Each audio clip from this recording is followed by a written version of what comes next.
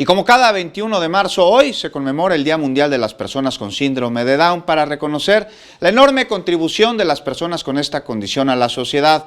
Este síndrome se debe a una alteración genética que se produce por la presencia de un cromosoma extra y se presenta en todas las etnias, en todos los países. Se calcula que en México 1 de cada 650 niños nace con síndrome de Down, por lo que se estima que en la actualidad hay cerca de 250,000 mexicanos con esta condición. Mirana, ella es una de ellas y aprovecha el día para exigir acciones que promuevan su verdadera inclusión. Vamos a ver.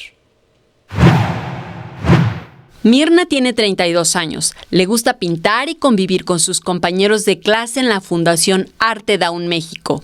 Pues por decir, me fascina mucho pintar y lo que es mucho, y a todo lo que es un maestro de danza, Arturo Morroy, y ellos al maestro les hace mucha ayuda, los hace divertir que los hace mucho la alegría y mucho lo que tenemos nosotros.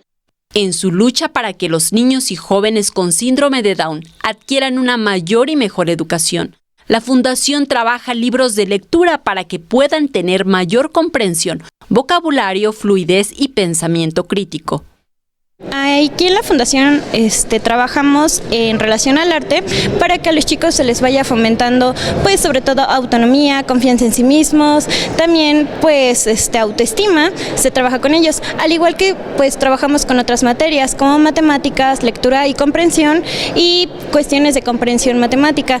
Como maestra de la Fundación, Carolina asegura que actualmente pertenece al movimiento 312 y una de las peticiones más importantes es que quienes tengan síndrome de Down puedan ser incluidos al sistema educativo.